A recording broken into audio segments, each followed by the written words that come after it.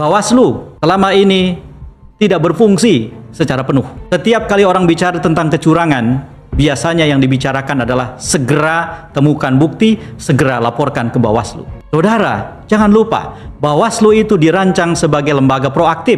Tanpa harus menunggu laporan, Bawaslu bisa melaporkan dan memproses semua kecurangan yang mereka temukan.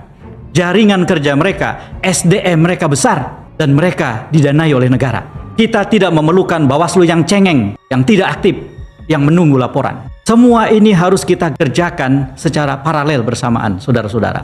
Mungkin ada orang yang bilang bahwa lu cuman ngomong doang. Saya ingin tegaskan, semua agenda kecil dan besar yang dikerjakan sebuah bangsa seringkali dan memang selalu harus dimulai dari pikiran yang waras dan omongan yang waras. Setiap orang bisa menyumbang dengan sumbangan masing-masing sesuai kemampuannya.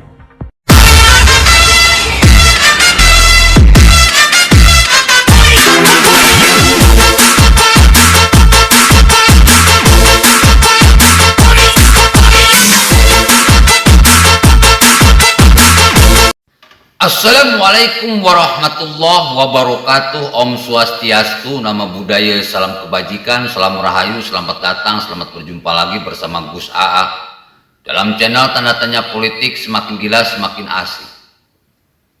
Bawaslu, Badan Pengawasan Pemilu, dibentuk dengan tugas dan fungsi yang utama adalah menjamin pelaksanaan pemilu dan pilpres yang jurdil luber.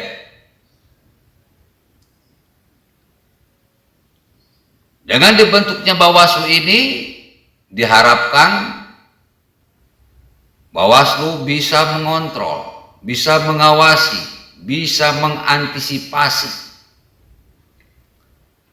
sehingga tidak ada kecurangan yang terjadi. Oleh karena itu Bawaslu harus aktif.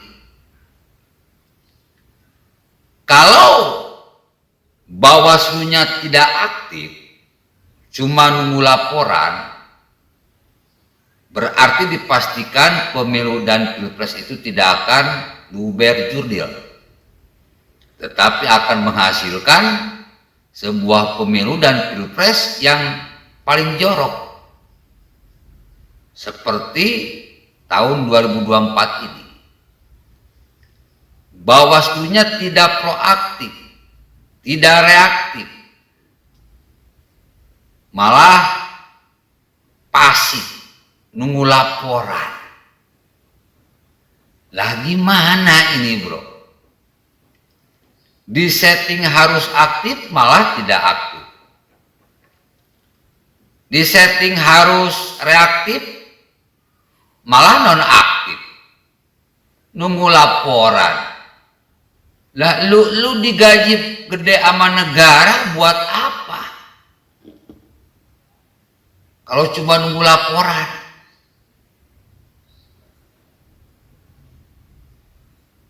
Digaji oleh negara itu supaya pelaksanaan pemilu dan pilpres ini terawasi ketat. Kalau sudah terawasi ketat berarti orang akan melakukan kecurangan itu mikir-mikir. Karena nanti ada kartu kuning ke-1, kartu kuning kedua, bahkan yang terakhir mungkin bisa saja kartu merah. Kadang-kadang Bawaslunya aktif reaktif pun tetap aja masih bisa terjadi kecurangan. Apalagi kalau Bawaslunya tidak aktif, tidak reaktif, pasif, nunggu laporan, udah. Pelanggaran di mana-mana, kecurangan di mana-mana.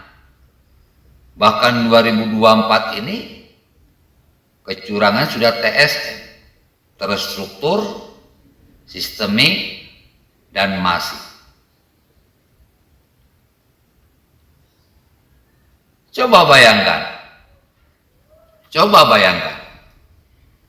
ketika KPU menetapkan paslon 02 sebagai capres dan cawapres, itu udah jelas-jelas loh melanggar aturan PKPU, di mana Gibran ini memang tidak memenuhi syarat. Karena PKPU-nya masih yang lama, bukan yang baru. Masih batas minimum 40 tahun. Kenapa? Kenapa KPU malah menetapkannya? Harusnya kan PKPU-nya dirubah dulu bersama DPR, baru ditetapkan.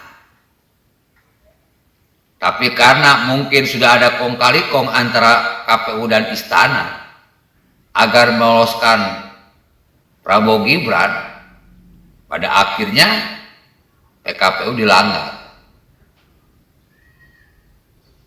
Mungkin bahasa kitanya itu tetapkan dulu, dirubahnya belakangan. Jelas ini pelanggaran, bro. Tidak hanya PKPU yang dilanggar, tetapi konstitusi pun dilanggar. Ini sangat ironis dan sangat menyedihkan. Dan ironisnya, Bawaslunya mingkem, Bawaslunya diem. Akhirnya karena awalnya udah amburadul, ya semuanya amburadul. Pemilu dan Pilpres 2024 adalah pemilu dan Pilpres paling jorok. Bahkan ada yang bilang paling najis. Pelanggarannya di mana-mana, kecurangannya TSM, semuanya terjadi terang benderang. Makanya cuma satu, bro, hak angket untuk membongkar semua strategi busuk, atau dengan kata lain perjinahan politik antara istana, Bawaslu, dan KPU.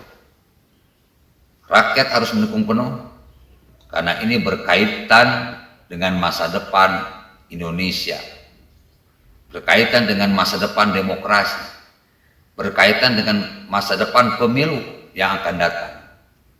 Karena kalau dibiarkan seperti ini, kecurangan di mana-mana, pelanggaran di mana-mana, hancur lebur Indonesia.